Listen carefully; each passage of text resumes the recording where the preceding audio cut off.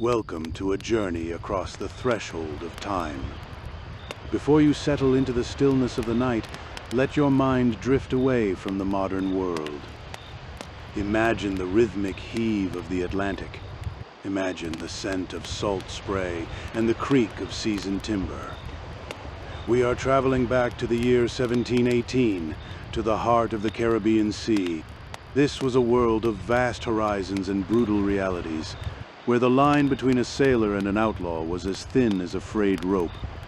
Tonight, we follow the story of a man named Thomas, a gentleman of fortune who sought a life of his own making in an age of empires. Close your eyes. Listen to the water against the hull. Let the story begin. The world of Thomas began in the dark. It was a darkness so thick it felt like a physical weight upon his chest, pressing down with the humidity of a tropical night. He lay suspended in a narrow strip of heavy canvas, a hammock that swayed with the slow, rhythmic roll of the sloop. Around him, the hold of the Revenge breathed with the collective lungs of 60 men. It was a symphony of the uncomfortable. The low, guttural snores of exhausted sailors, the rustle of bodies shifting against rough fabric, and the constant mournful groaning of the ship's oak ribs. To a landsman, the air in the hold would have been unbearable. It was a stagnant soup of scents that told the story of their lives.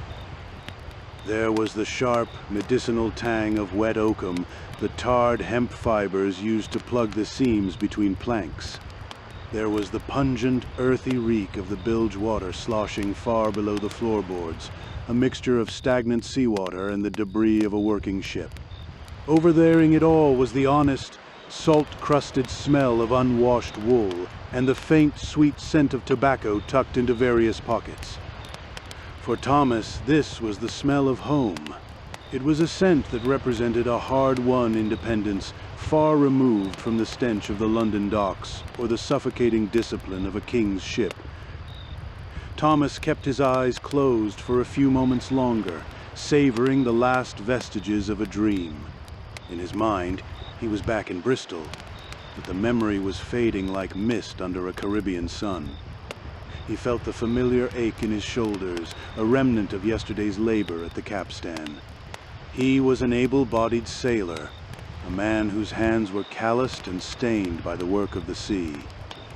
His palms were maps of scars and lines, etched by the friction of hempen ropes and the bite of cold brine. The ship gave a sudden, sharper lurch to the port side. Thomas felt his hammock swing wide, nearly brushing against the man sleeping inches away. This was the reality of the social bandit. On a merchant vessel, these men would have been treated as mere cogs in a commercial machine, broken by the cat-o'-nine-tails for the smallest infraction. Here, in the belly of the Revenge, they were crowded, yes, but they were bound by something more powerful than the fear of a captain's lash. They were bound by the articles. As the first gray light of pre-dawn began to filter through the cracks of the main hatch, Thomas opened his eyes. The hold was a forest of hanging canvas. Each hammock was a cocoon. In the dimness, he could see the silhouette of the massive mainmast, a pillar of solid pine that rose through the center of the deck like the trunk of an ancient tree. He thought of the words of Captain Charles Johnson, whose accounts of their kind were already beginning to circulate in the coffee houses of the Carolinas. Johnson spoke of men who had run away with the ship to escape the barbarous usage of their masters. Thomas knew those masters well. He remembered the merchant captains who withheld wages for months on end, and the Royal Navy officers who saw a common sailor as something less than a man. On this sloop, Thomas was a shareholder. He was a member of a floating republic. As he swung his legs out of the hammock, his feet found the damp, gritty texture of the deck planks. The wood was cool and slick with the condensation of the night. He moved with the practiced grace of a man who had spent half his life at a tilt, balancing his weight instinctively as the ship climbed a swell and then slid into the trough. He reached for his waistcoat, a garment of sturdy fustian that had seen better days. The buttons were made of horn, and the pockets held his few earthly possessions, a short clay pipe, a small pouch of Virginia leaf, and a brass marlinspike. There was no gold in his pockets yet. The life of a pirate was not one of constant luxury. It was a life of long silences punctuated by moments of extreme, terrifying action. Most of the time it was simply work. It was the care of the vessel that kept them alive. The silence of the hold was broken by the sharp, rhythmic clack, clack, clack of a wooden mallet on the deck above. It was the signal for the watch to change. Thomas heard the muffled voices of the men on deck, their tones low and weary. He pulled his knitted cap low over his ears. The transition from sleep to duty was swift and wordless. Men around him began to stir, their shadows stretching long and distorted against the curved hull as a single lantern was lit near the ladder. Thomas walked toward the companionway, his head bowed to avoid the low-hanging beams. The beams were scarred with the initials of men who had long since vanished into the depths or the gallows. He placed a hand on the cool, salt-crusted wood of the ladder. He thought of the articles of agreement posted near the mainmast, the contract they had all signed or marked with an X upon joining the crew. It promised them a voice. It promised them a share of the purchase. But most importantly, it promised them a life away from the tyranny of the shore. As he climbed the ladder, the smell of the hold began to give way to the overwhelming freshness of the open sea. The air turned cooler, carrying the scent of spray and the vast, watery emptiness of the Atlantic. He emerged onto the deck, just as the horizon began to bleed a pale, ghostly violet. The stars were still visible, but they were losing their fire, retreating before the coming sun. The deck was a clutter of shadows. Coils of rope sat like sleeping serpents near the gunwales. The great wooden barrels of the ship's water supply were lashed down tight. The smell of the ocean was different here. It was sharp, ozone-rich, and invigorating. Thomas took a deep breath, filling his lungs with the damp morning air. He looked toward the stern, where the silhouette of the man at the helm was visible against the lightening sky. There was no shouting, no barked orders from a preening lieutenant. There was only the steady, purposeful movement of men who knew their craft. He stood for a moment at the rail, watching the white foam curl away from the bow. The water was dark, almost black, but he knew that within the hour it would turn a brilliant, impossible turquoise. This was the Caribbean dawn. It was a moment of peace before the grueling labor of the day began.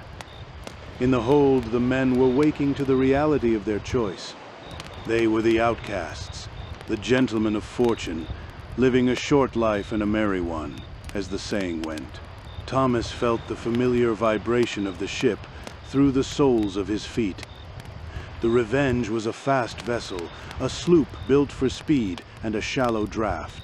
She was a predator of the coastal waters, capable of hiding in coves where the heavy frigates of the Navy dared not follow. As the sun began to peek over the edge of the world, casting a long golden road across the waves, Thomas prepared himself for the ritual of the morning watch. The day was beginning, and in this world of salt and wind, every dawn was a gift that had to be earned.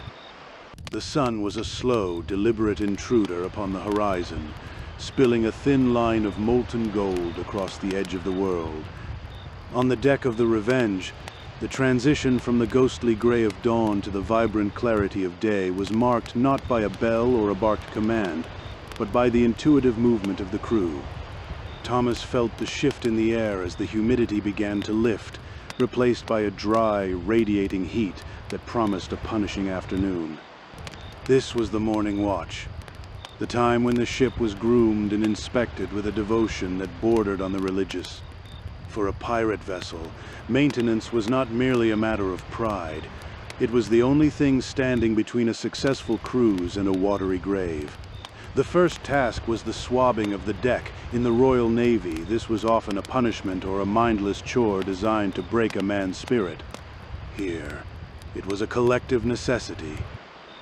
Thomas reached for a heavy bucket attached to a long rope, throwing it over the side with a practiced flick of his wrist. He felt the sudden tension as the bucket bit into the sea, filling with the cool, salt-heavy water of the Caribbean. He hauled it up, the muscles in his forearms cording under the strain, and heaved the contents across the planks. The water hissed as it spread, darker and richer against the weathered wood. The purpose of this ritual was twofold. The salt water kept the oak planks from shrinking under the tropical sun, which would cause the seams to open and the ship to leak. But it also cleared away the grit and the grime of the previous night. Thomas and 3 other men took up the holystones, large, heavy blocks of sandstone that received their name because men had to kneel to use them as if in prayer. They began the slow, rhythmic scouring of the deck. Scritch, scratch, scritch, scratch. The sound was hypnotic, a grating percussion that echoed the heartbeat of the ship. Thomas watched the gray slurry of sand and seawater flow toward the scuppers, carrying away the dust and the memories of the night. As he worked, his eyes constantly drifted upward, tracing the intricate web of the rigging. The Revenge was a single-masted sloop, a masterpiece of maritime engineering designed for the narrow channels and sudden squalls of the West Indies. Above him, the great mainsail hung limp in the morning lull, a vast expanse of heavy canvas that seemed to breathe with every roll of the hull. He looked at the shrouds, the thick tarred ropes that supported the mast, and the ratlines that served as his ladder to the heavens. He searched for chafing, the silent enemy of the sailor. A single frayed strand in a stay could lead to a snapped mast during a gale, and a snapped mast meant the end of their freedom. The social banditry of their life was visible even in this labor. There was no boatswain standing over them with a rattan cane, ready to strike a man for slowing his pace. Instead, there was a quiet, mutual understanding. If Thomas did not do his part, the man next to him suffered. If they did not care for the ship would not care for them when the Hunter brothers of the British Navy appeared on the horizon. They worked for themselves, for their shares, and for the man to their left and right. It was a strange, rugged democracy, built on a foundation of shared sweat and the common knowledge that they were all dead men's signatures in the eyes of the law.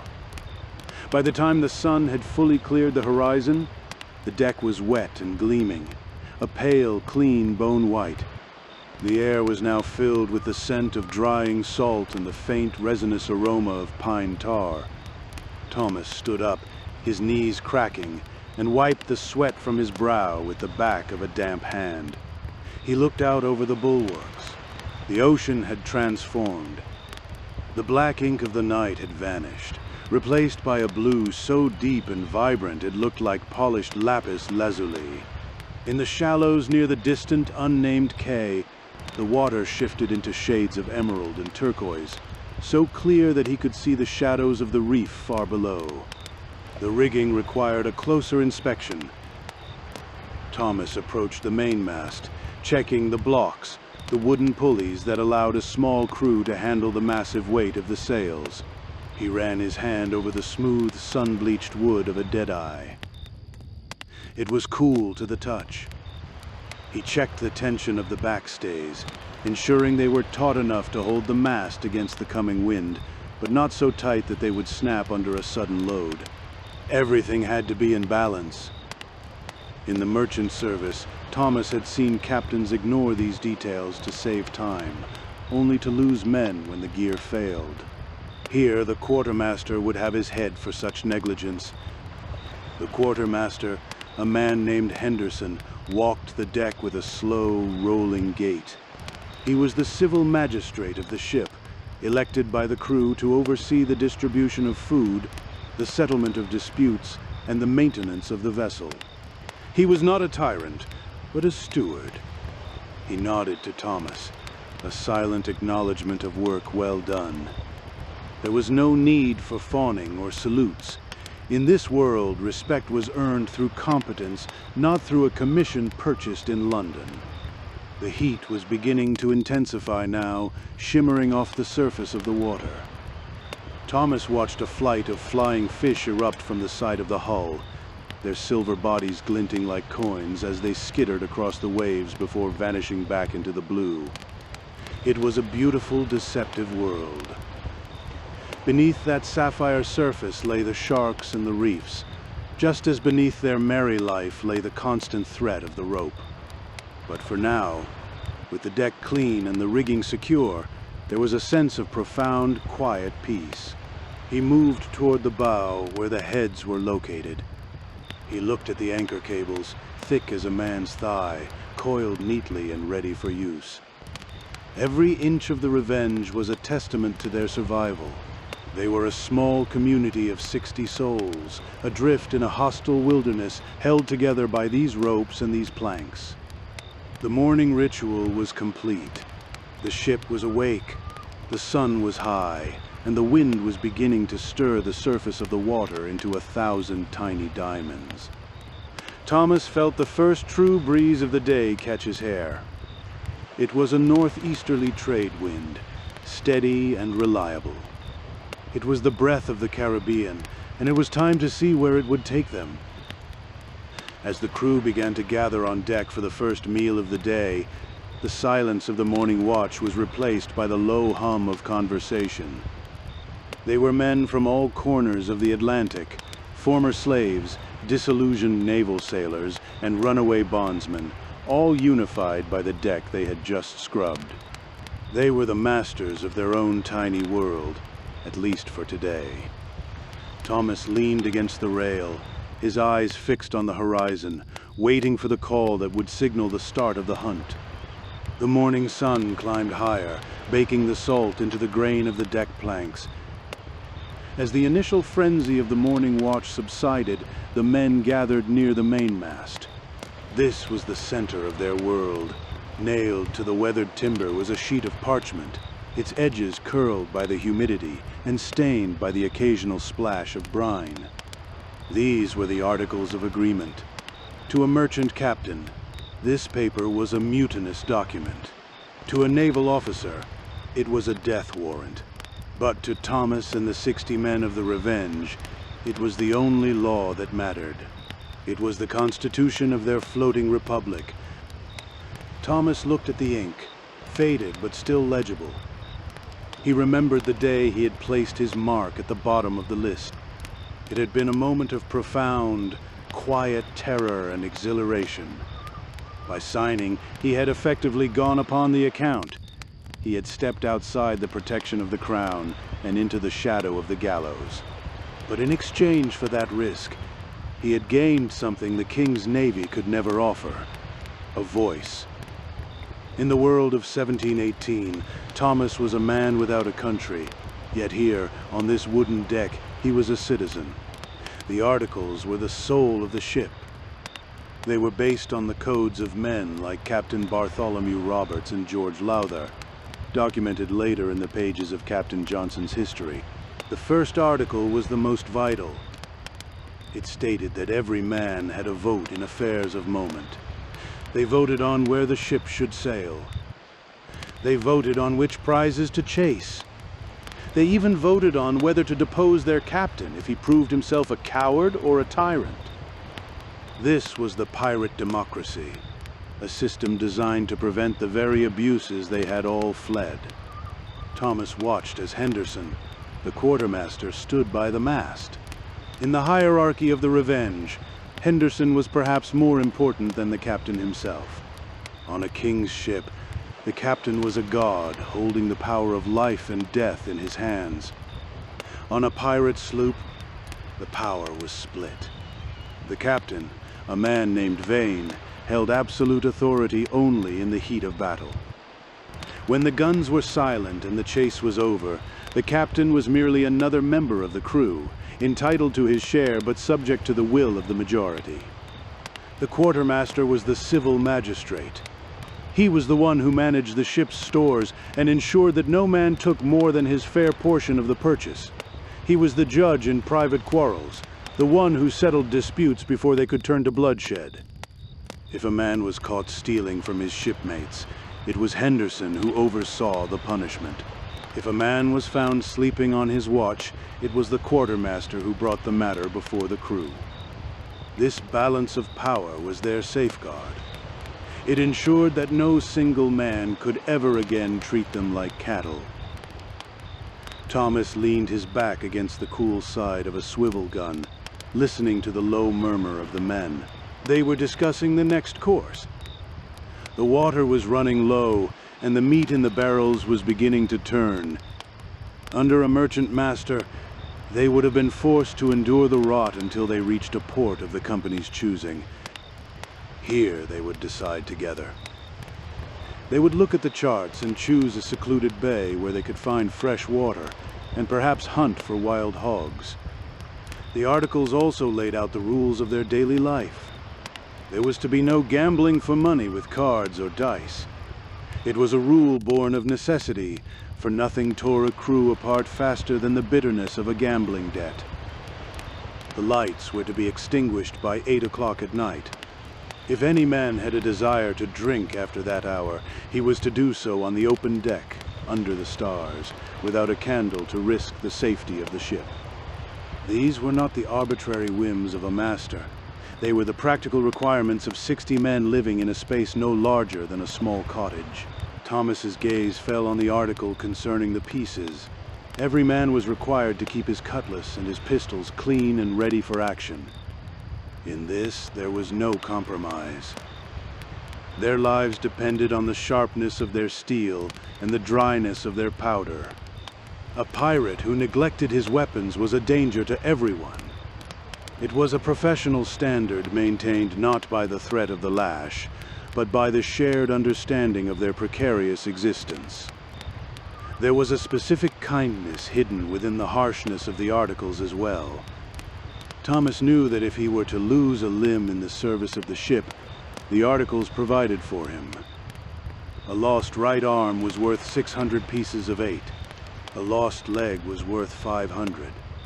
This was a form of disability insurance that was unheard of in the civilized world.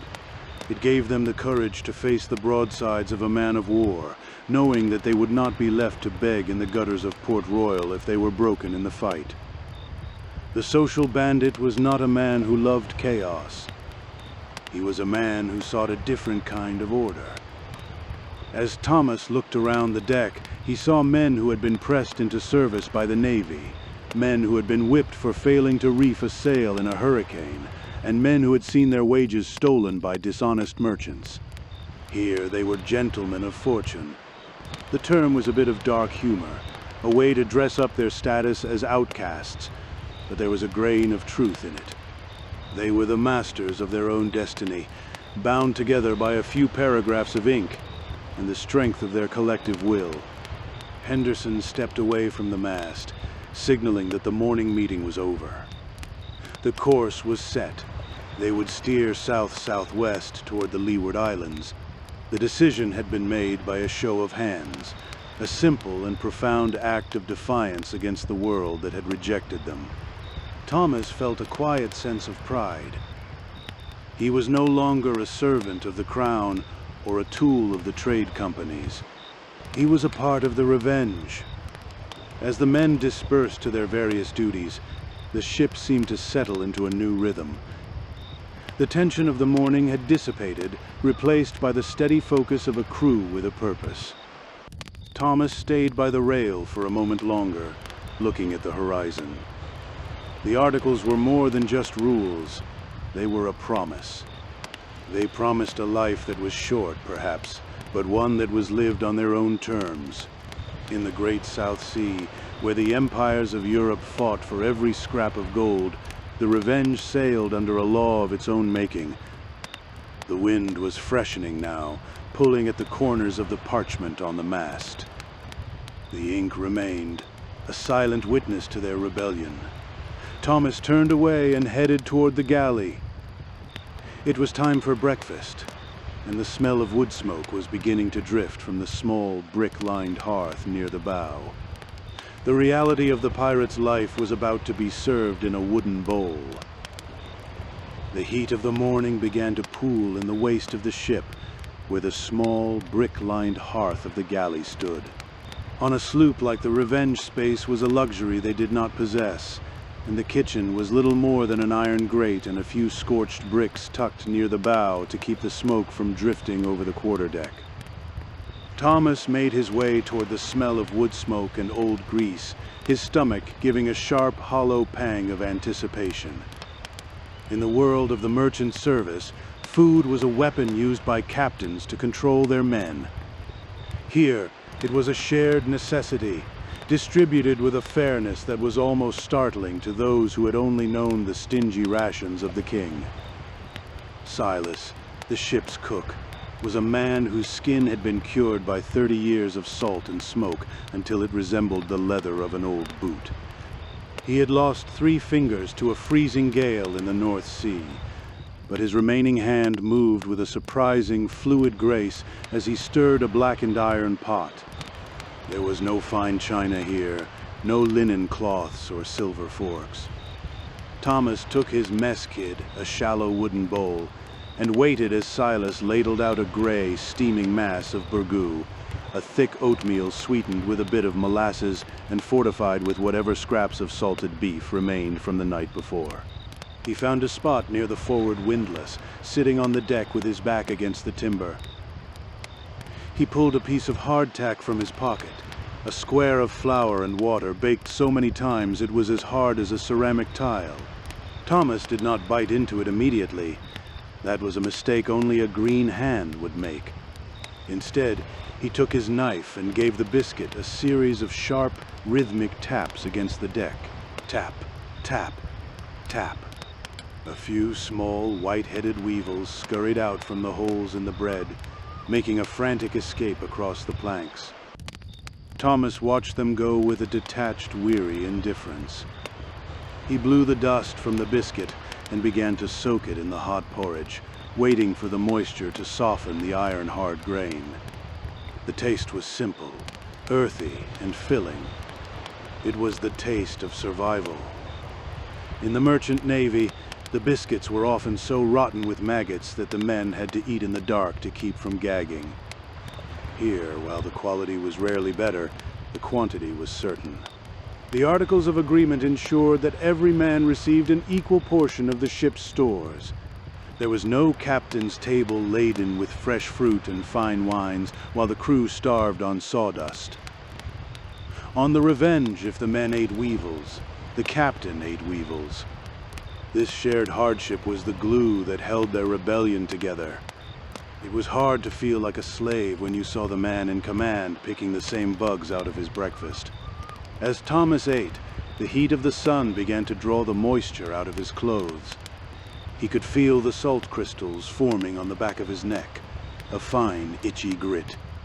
He reached for his leather blackjack, a cup lined with pitch to keep it watertight. It was time for the Bumbo. This was the pirate's fuel, a mixture far superior to the raw, throat-scorching rum served in the taverns of Nassau. Henderson, the quartermaster, had overseen the mixing earlier that morning.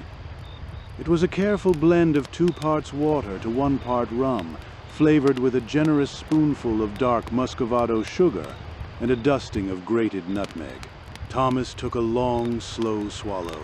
The Bumbo was cool, but it left a lingering warmth in his chest. The sugar cut the bite of the alcohol, and the nutmeg provided a faint, aromatic sweetness that masked the stagnant taste of the water barrels. The water in the hold was weeks old, turning green and slimy in the tropical heat, but the rum acted as a preservative and a disinfectant. It was more than a drink. It was a medicine for the spirit. It softened the edges of the grueling labor and dulled the constant, low-level anxiety of their hunted existence. Around him, the mess group sat in a loose circle. These were the men he would stand beside when the smoke of the great guns filled the air. They talked in low voices, their conversation drifting from the mundane to the philosophical. They spoke of the old dog, a merchant captain from their past who had once withheld a month's rations because a crate of sugar had been damaged by bilgewater. They laughed about the look on the face of a fat governor's son they had captured a year ago, a boy who had never seen a man without a shirt or a wig. There was a strange, quiet dignity in this moment. To the world on the shore, they were hostis humani generis, the enemies of all mankind. But here, over a wooden bowl and a cup of Bumbo, they were simply men. They were brothers in arms who had rejected a world that saw them as disposable tools of commerce. Thomas felt the weight of his cutlass at his side, a reminder that this peace was bought with the threat of violence, but for now the sun was warm and his belly was full. Silas began to scrub the iron pot with a handful of sand and seawater, the sound a harsh rasp against the morning breeze. The meal was ending.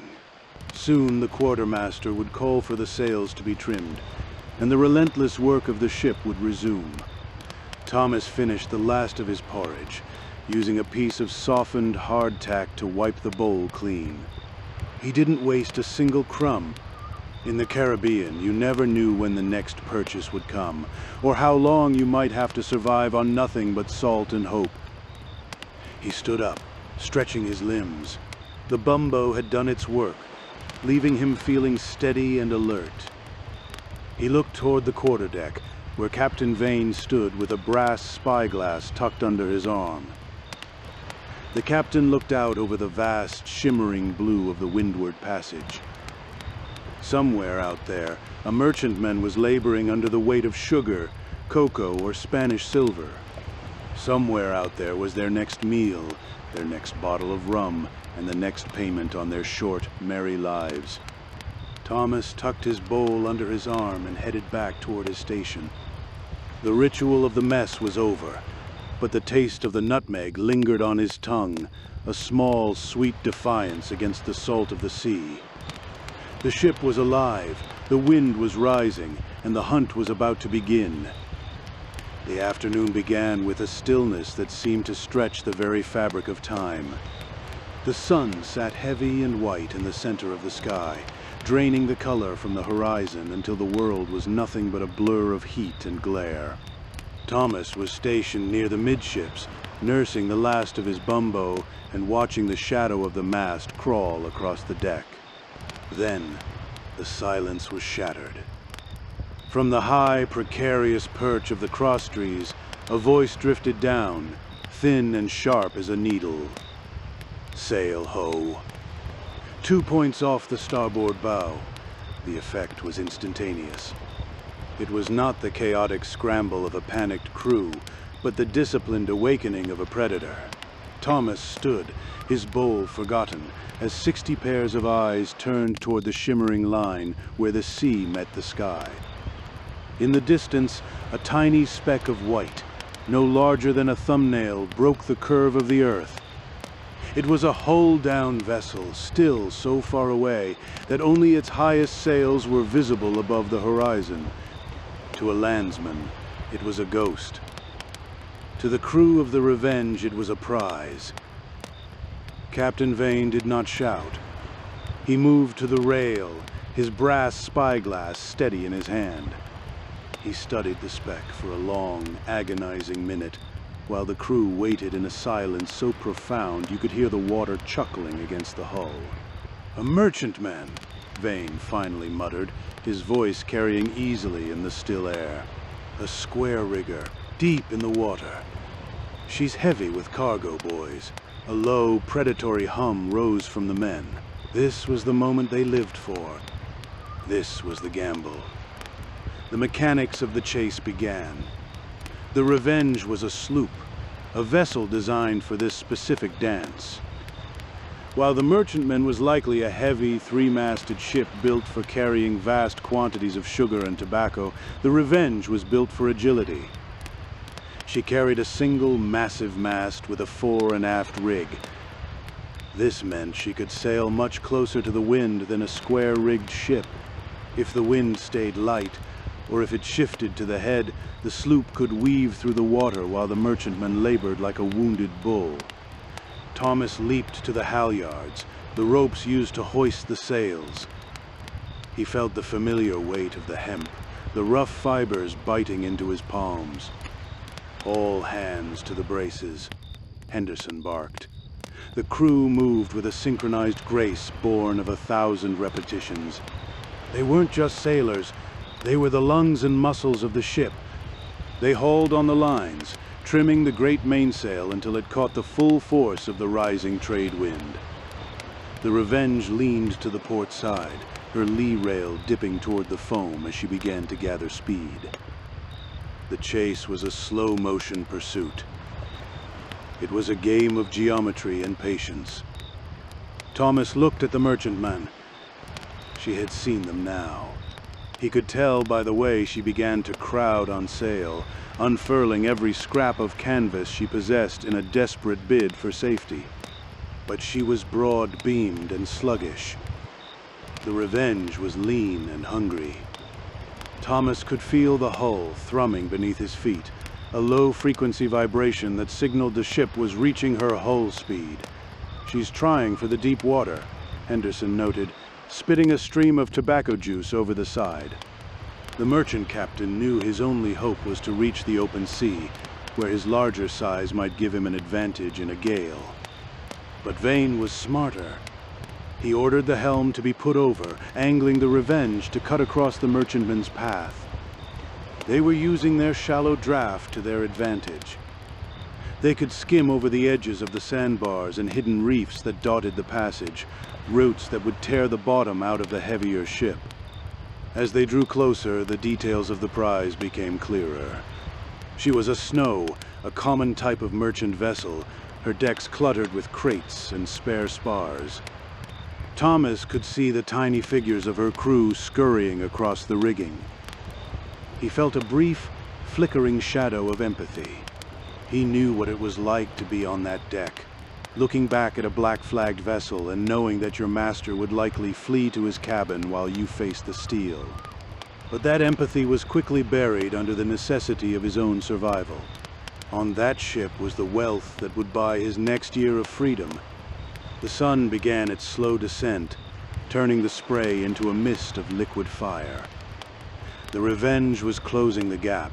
They were now close enough to see the white wake behind the merchantmen, a churning trail of foam that marked her futile escape. The wind was steady, favoring the sloop's nimble rig. Thomas watched the jolly boat being readied. They wouldn't need it yet, but the preparation was part of the ritual. This was the social bandit in his element. They were not just chasing a ship, they were chasing the very commerce that had exploited them. That snow represented the wealth of a London merchant who had never felt the sting of salt spray or the hunger of a long voyage. To Thomas, taking that ship was an act of redistribution. It was a chaotic, violent justice, but it was the only justice he had ever known. The distance dropped to a mile, then half a mile. The air seemed to tighten. The crew had fallen silent again, each man checking the edge of his cutlass or the prime of his pistol. They didn't want to fight. A fight meant damage to the prize and holes in their own hull. They wanted a surrender. They wanted the merchant captain to look at the lean, fast sloop coming up his quarter and realize that resistance was a death sentence. Vane looked at the sun, then at the prize. "Ready the colors," he commanded. Thomas felt a chill crawl up his spine despite the heat. The Jolly Roger was not just a flag, it was a psychological weapon. It was a message of memento mori. Remember that you must die. As the black silk was ready to be hoisted to the peak, Thomas gripped the rail. The chase was almost over. The long, hot afternoon of labor was about to culminate in the taking. The Revenge surged forward, her bow cutting the waves like a knife through silk. The merchantman was within range of their bow chasers now. The hunt was ending, and the negotiation of the prize was about to begin. Thomas took a deep, steadying breath, his heart beating a slow, heavy rhythm against his ribs. The world narrowed down to the tilt of the deck, the snap of the canvas, and the looming shadow of the ship ahead. The distance between the Revenge and the Merchant Snow had closed to a cable's length. The sea between the two vessels was a churn of white water, a narrow canyon of blue that grew smaller with every heartbeat. Thomas felt the vibration of the ship change. The sloop was no longer just sailing, she was stalking. The crew stood at the ready, but there was a strange, heavy quiet. There were no battle cries. There was no brandishing of steel. They waited for the signal. Captain Vane raised his hand, a sharp, sudden movement against the backdrop of the setting sun. "Hoist the colors," he commanded. Thomas watched as the bundle of black silk was run up the halyard. It reached the peak of the mast and caught the wind with a sound like a whip crack. The flag was not the skull and crossbones of later legends, but a stark, terrifying black field depicting a white skeleton holding an hourglass in one hand and a spear piercing a bleeding heart in the other. This was the Jolly Roger in its truest, most psychological form. It was a visual ultimatum. It told the merchant captain that time was running out. It told him that if he resisted, no quarter would be given. But it also whispered a promise: if he struck his own colors and yielded, he and his men might live to see another dawn. On the deck of the merchantman, Thomas could see the frantic movement. The sailors were looking back, their faces pale smudges against the dark wood of their ship. He saw the merchant captain standing by the rail, clutching a speaking trumpet. The man looked small and fragile against the looming threat of the Revenge. He was a man of commerce, a man of ledgers and profits, now forced to decide the value of his life against the value of his cargo. Vane took up his own trumpet. His voice was cold, amplified by the brass, carrying across the water with a chilling clarity. "Strike your colors and heave to, or I shall sink you where you sit." It was a professional negotiation. In the reality of 1718, a pirate did not want a bloody battle. Gunfire meant holes in a valuable hull. It meant broken rigging that would take days to repair. It meant the risk of losing seasoned men who were hard to replace. The goal was surrender through intimidation. The black flag was the opening move in a high-stakes game of chess. For a long, agonizing minute, the merchantman continued to plow through the waves. The tension on the Revenge was a physical thing, a tightening in the chest that made it hard to breathe. Thomas gripped the hilt of his cutlass, his knuckles white. He watched the bow chasers, the two small cannons at the front of the sloop, as the gunners stood with their slow matches smoldering. If the merchantmen fired a single shot, the negotiation was over. The black flag would be replaced by a red one, the bloody flag signaling that no lives would be spared.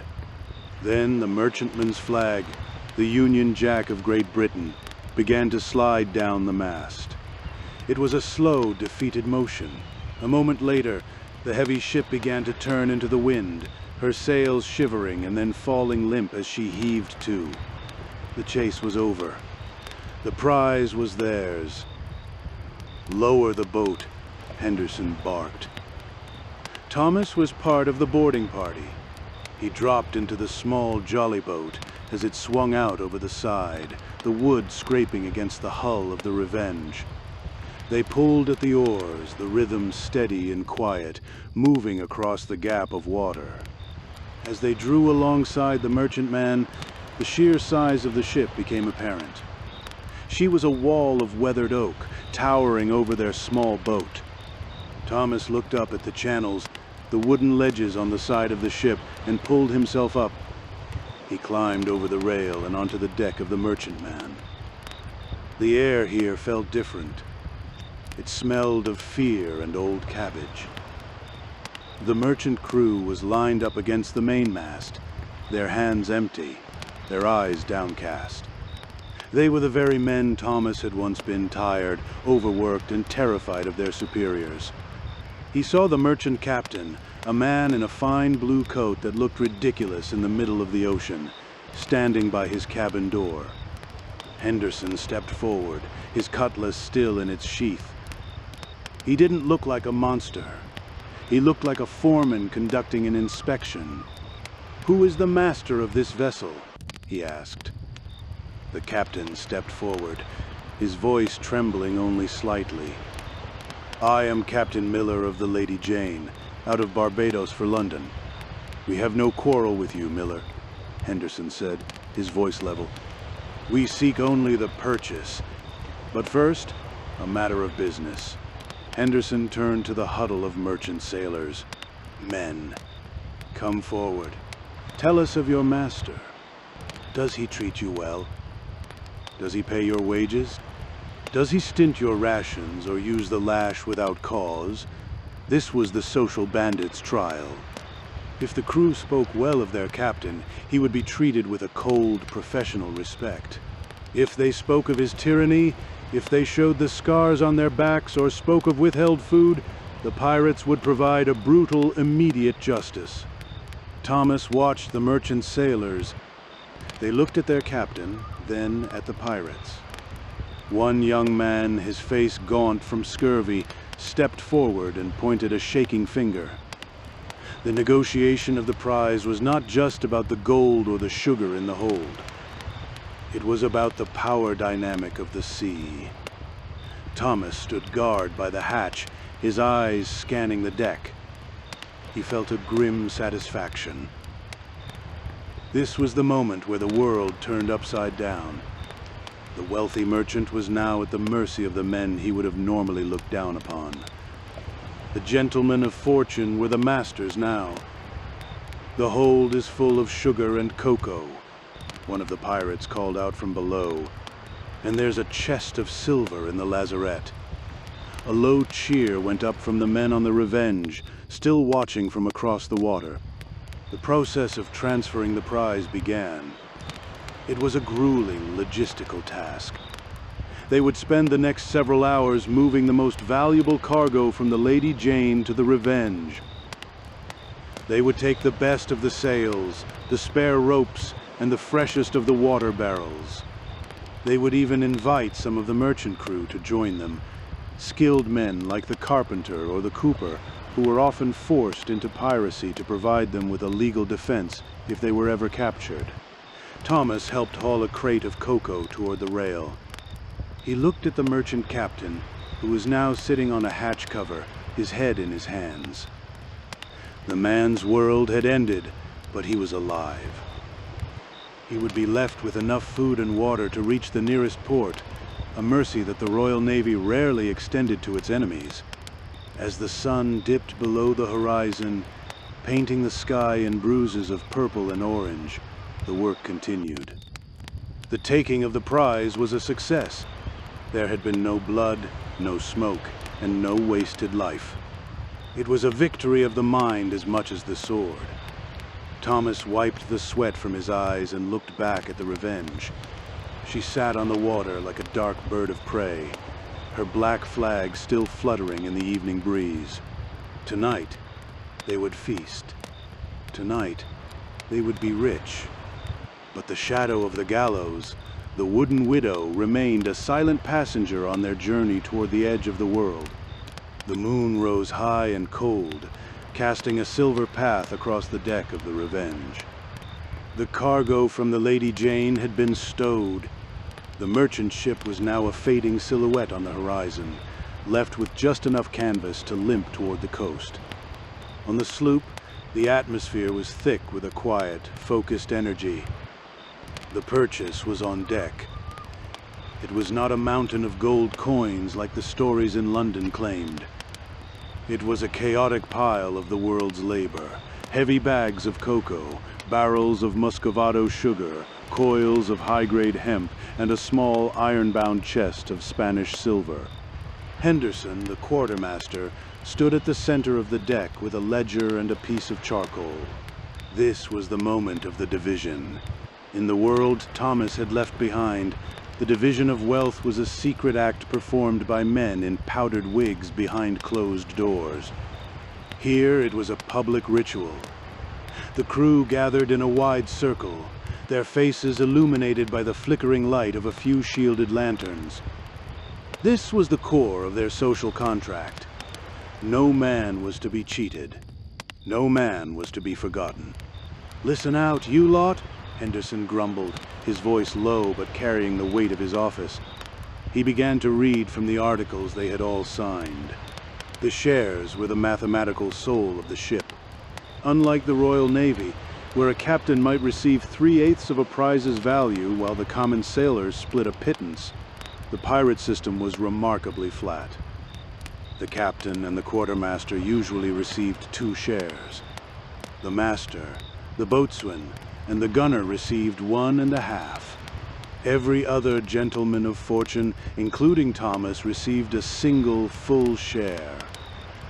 Thomas watched as the silver was counted out. It was a rhythmic, metallic sound, the clink, clink, clink of pieces of 8 hitting the bottom of a wooden bucket. There was a profound sense of justice in that sound. On a merchant vessel, Thomas would have earned perhaps 25 shillings a month, a sum that was often clawed back by the owners for expenses like clothing and medicine. Here, in a single afternoon, he had earned more than a year's honest wages. But the money was only part of the system. "Before the coins are bagged," Henderson announced, "we set aside the common fund." Thomas nodded along with the older sailors. The common fund was their safety net.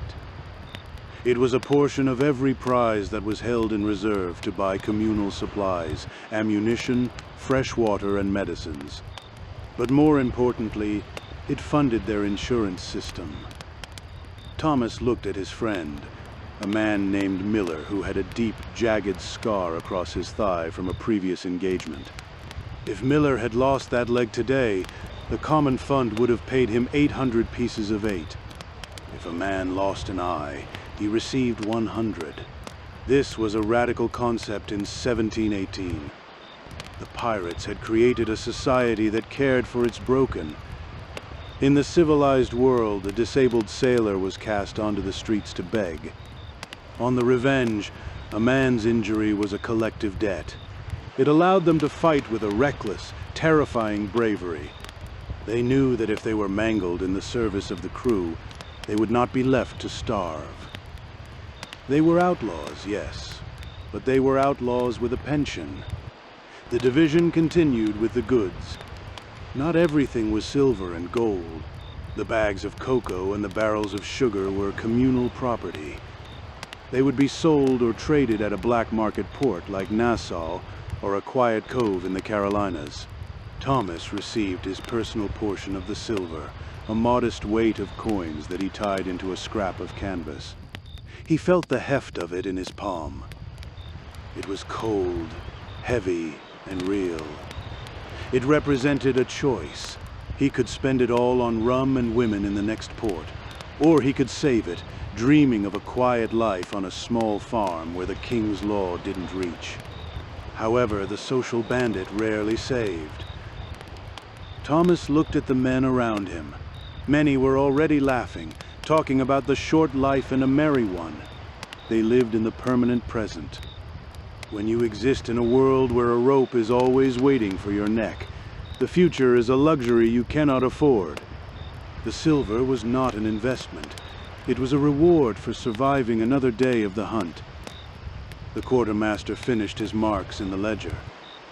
The shares were settled. There had been no arguments. There had been no need for the captain to intervene. The transparency of the process was the ultimate deterrent to mutiny. Every man knew exactly what the prize was worth. Every man saw his neighbor receive the same. It was a level of honesty that Thomas had never encountered in the honest world of London commerce.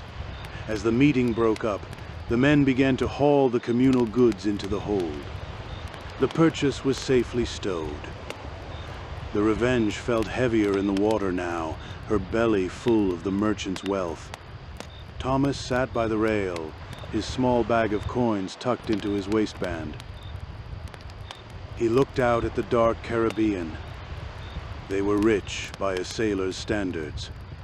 But the wealth brought its own problems. The ship was now a target. Every day they spent with a full hold was a day they were slower and more attractive to the naval hunter brothers. The silver was a blessing, but it was also a weight. They needed to move. They needed to find a place to hide, to clean the ship, and to prepare for the next leg of their journey. The ritual of the plunder was a reminder of why they were there. They were not just thieves, they were a community of the excluded. They had built a world where the worker was rewarded for his labor, and the injured were cared for. It was a fragile, violent world built on the deck of a stolen sloop. But for Thomas, it was the only world that had ever treated him as a man. The night air was cooling. The excitement of the capture was fading into the steady, rhythmic labor of the sea. Thomas stood up, his silver clinking softly against his hip. It was time for his watch. The money was safe, the articles were satisfied, and the Revenge sailed on through the moonlit waves, a tiny, defiant republic in a sea of empires. The silver was stowed, but the weight of the sea was catching up to them. For weeks, the Revenge had cut through tropical waters, and the ocean had been busy at work beneath the waterline. A ship's hull was a living thing in the Caribbean. Thousands of tiny barnacles had cemented themselves to the oak, and long green tresses of weed trailed from the keel.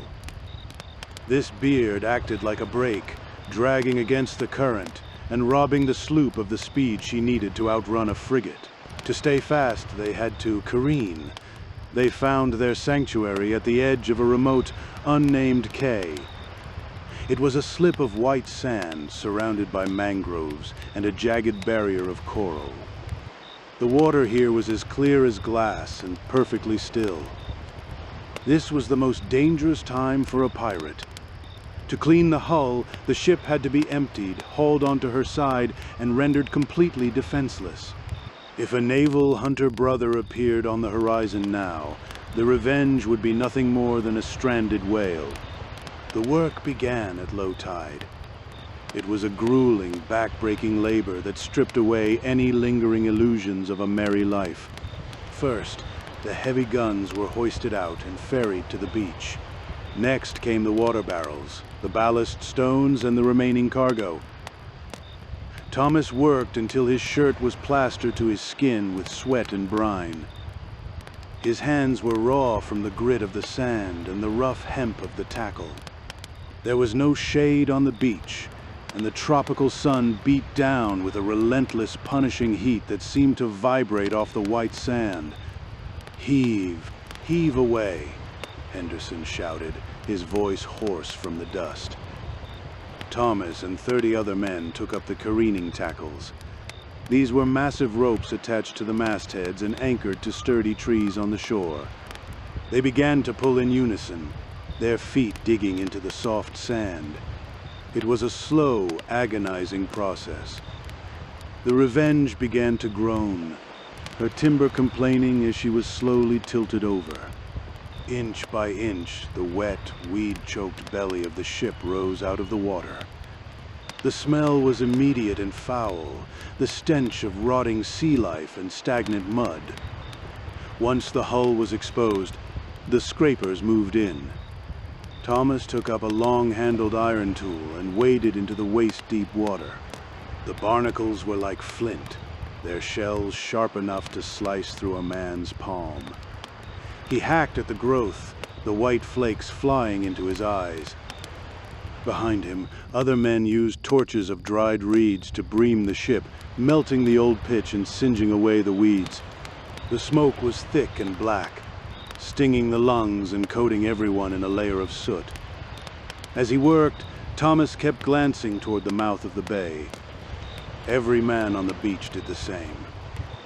The fear was a cold knot in the pit of his stomach. A careening ship was a death trap. They had posted lookouts on the highest dunes, but if a British man of war caught the scent of their smoke, there would be no escape. They would be trapped between the jungle and the sea, with their guns half buried in the sand and their ship lying on her side like a corpse. "Look alive, Thomas," a shipmate muttered, wiping a streak of black grease across his forehead. "The faster we scrape, the sooner we float." They worked through the heat of the day and into the falling shadows of the evening. The transition from outlaws to laborers was complete. There was no talk of gold or glory now. There was only the rhythmic thud scrape of the iron tools and the hiss of the torches.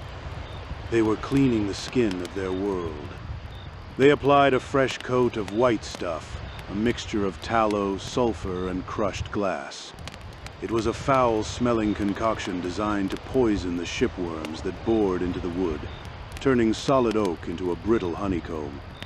By the second day, the port side was clean. They had to wait for the high tide to right the ship, then warp her around to expose the starboard side. The cycle began again. Thomas felt as though the salt had permeated his very bones. His muscles screamed with every movement, and his skin was burned a deep, angry red. This was the hidden cost of their freedom. The gentleman of fortune paid for his liberty with the sweat of a galley slave. During the short breaks, they huddled under the shade of the mangroves, passing around leathern jacks of warm, brackish water. They didn't speak much. The silence of the island was heavy, broken only by the cry of seabirds and the distant roar of the surf on the outer reef. They were men outside the world, hidden in the cracks of the map. Thomas looked at the Revenge. Without her sails, stripped of her finery, she looked fragile. She was just wood and iron, held together by the will of 60 desperate men. On the third day, the lookout on the dune gave a sharp whistle. The work stopped instantly. Every man froze, hands gripping their scrapers like weapons. Thomas felt his heart hammer against his ribs. He squinted toward the horizon, searching for the dreaded flash of white canvas. But it was a false alarm, a large frigate bird circling high above. The tension broke, but the fear remained. It was a reminder that the world was hunting them. Finally, the work was done. The hull was smooth, the seams were caulked with fresh oakum, and the white stuff gleamed in the shallows. They began the process of reloading. It was just as exhausting as the unloading, hauling the heavy cannons back through the surf and winching the water barrels into the hold. But as the Revenge began to sit upright in the water again, Thomas felt a surge of renewed strength. She felt lighter. She felt ready. By the time the sun began to set on the fourth day, the ship was fully rigged and floating in the center of the bay. The beach was empty, the fires were out, and the only sign of their presence was the trampled sand and the discarded shells of 1,000 barnacles. They had survived the Careen. They were fast again. They were dangerous again. Thomas stood on the deck as they weighed anchor, his body aching but his spirit steady. He watched the island recede into the purple haze of twilight. They were heading back into the deep water, back into the hunt. The Hunter brothers were still out there, and the gallows were still waiting, but for now the Revenge was clean. She was a blade sharpened for the next strike. As the first stars appeared, Thomas took his place at the rail, ready for whatever the dark sea had in store. The Revenge sat anchored in the lee of a small, scrub-covered island, her hull finally clean and her belly low with the weight of the Lady Jane's silver. The grueling terror of the Careen had passed, and the tension that had held the crew in a frozen grip for days finally snapped. It did not break into chaos, but into a heavy, boisterous revelry. This was the merry life in its purest form, a fleeting burst of light and noise between the silence of the sea and the darkness of the gallows. As the moon climbed, the deck became a theater of flickering orange light.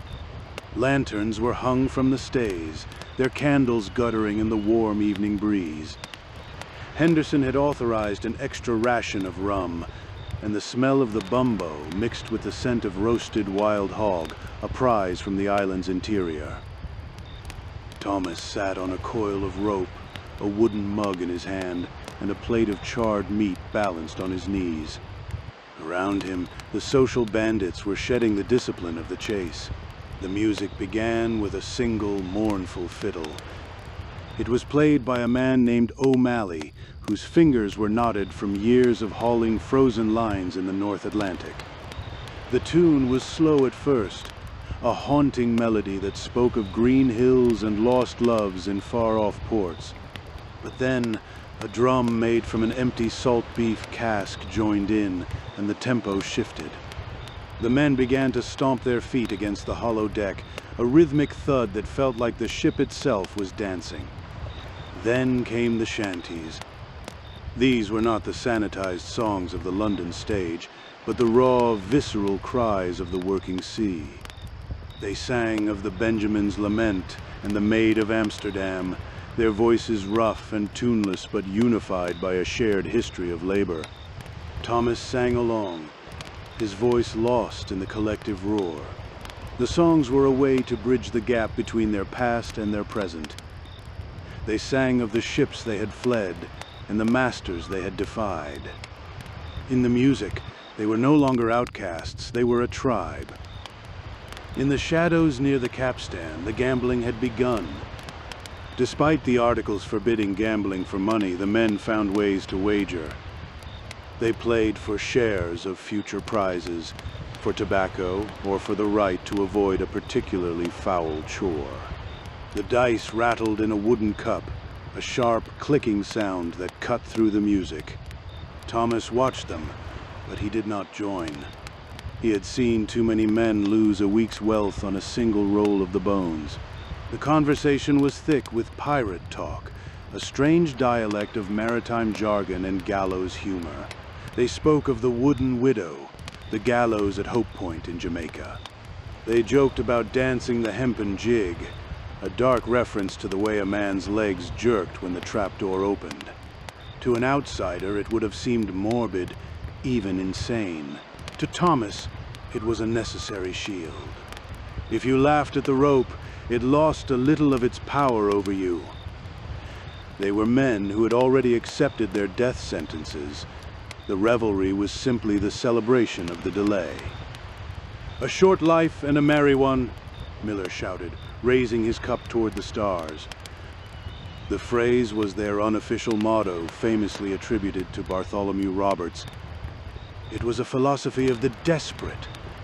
They knew the Royal Navy was building more frigates.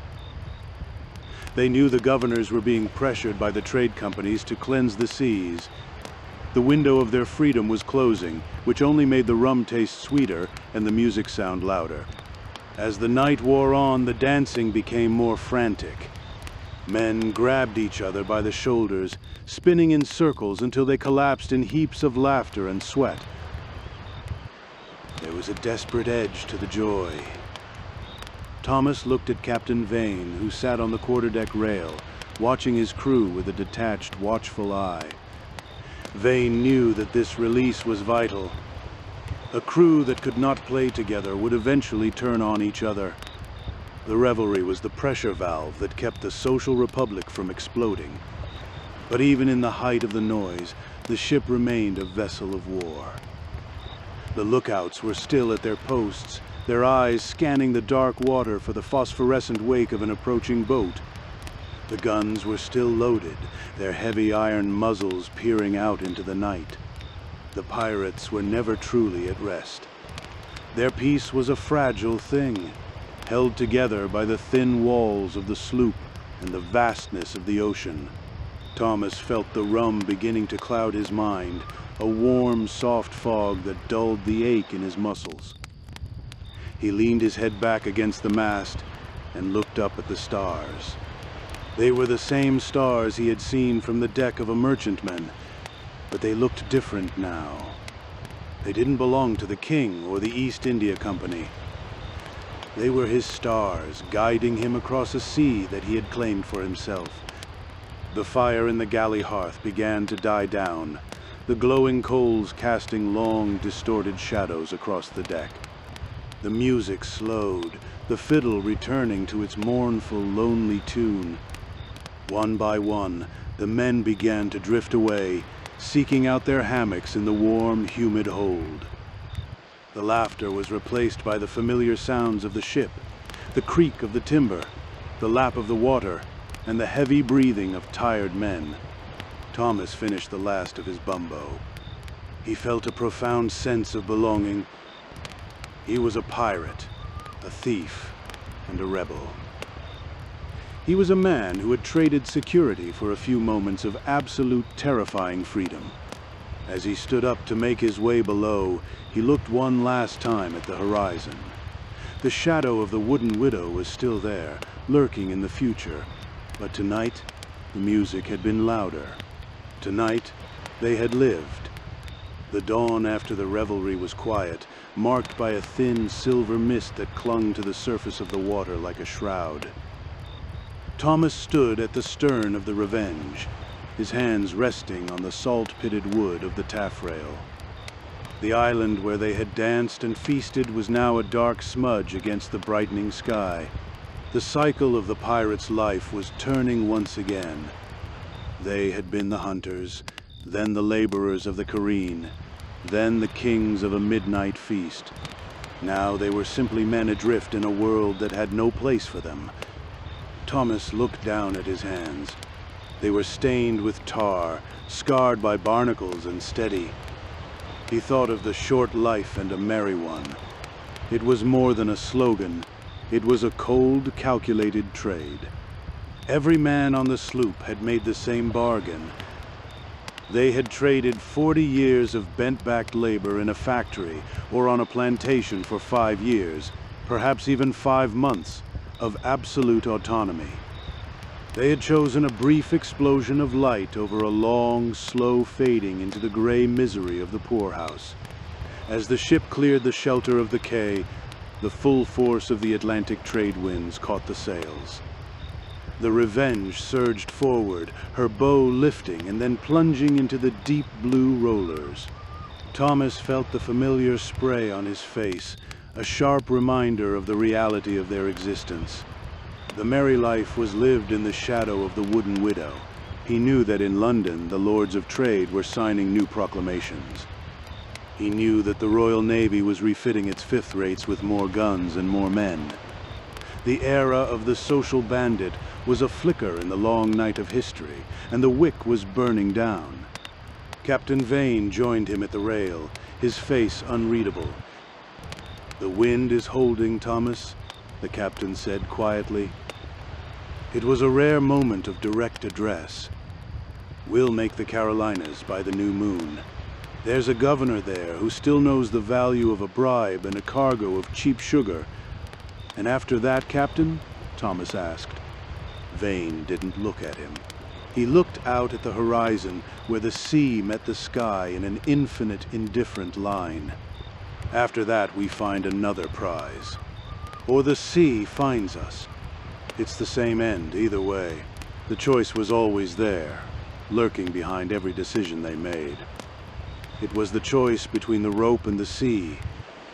For some, the end would come at the end of a hempen cord at Execution Dock, with a crowd of thousands watching the pirates dance. There would be a chaplain's prayer, a final drink of ale, and then the drop. For others, the end would be cleaner, a splintered hull in a hurricane, or a grape shot through the chest in the smoke of a broadside. To Thomas, the sea was the kinder master. To vanish into the blue was better than to be a spectacle for the mob. He went below to the hold, where the men were beginning to stir. The smell of damp oakum and bilge water greeted him like an old friend. He saw Miller sharpening a cutlass. He saw Silas the cook checking the flour for weevils. They were men who had rejected the world's mercy, and in doing so they had found a strange, fierce peace. They were not deluded. They knew that their republic was a fragile thing of wood and canvas. They knew that their names would be written in the trial records as villains. But as Thomas climbed back into his hammock for a few hours of rest, He felt a satisfaction that no honest wage could ever buy. In the accounts of Captain Charles Johnson, their lives would be simplified into tales of cruelty and gold. The world would forget the Articles of Agreement. It would forget the insurance for the maimed and the voting for the course. It would forget that they were men who simply wanted to own the sweat of their own brows. But Thomas knew the truth. He had lived it. He had seen the sun rise over the Caribbean as a free man, and that was a victory that the king could never take away. The sloop rolled gently, a cradle made of oak and iron. Thomas closed his eyes, the rhythmic groaning of the ship lulling him toward sleep. He didn't dream of gold or of Bristol. He dreamed of the wind. He dreamed of the way the Revenge felt when she was at full tilt, her rail under the water, and her crew silent with the thrill of the chase. It was a short life, yes. It was a life of salt, disease, and the constant threat of the gallows. But as the ship carried him deeper into the heart of the 1718 summer, Thomas knew he would not trade a single day of it. The gentleman of fortune was an outlaw in the eyes of the law, but in the heart of the sea he was finally his own master. The Revenge sailed on, a tiny spark of rebellion in a vast, cold ocean, heading toward a horizon that was as beautiful as it was deadly. The story of Thomas was the story of an age, a brief, wild moment when the poor of the earth rose up and claimed the waves for their own. If you aren't quite ready to return to the modern world, we invite you to drift even further back in time. For a change of scenery from the humid tropics to the refined, misty mornings of the Heian period, be sure to watch our next feature, A Day in the Life, 1026 AD Japan. Experience the quiet rituals of the imperial court and the rural life of the East, centuries before the first pirate ever set foot on a Caribbean quay. Sleep now, and let the sound of the water against the hull be your guide. The anchors are weighed. The course is set. The short life continues, and the sea has plenty of room for us all. The fire is low and the watch is over. Rest well, and we will see you in the next age. Good night.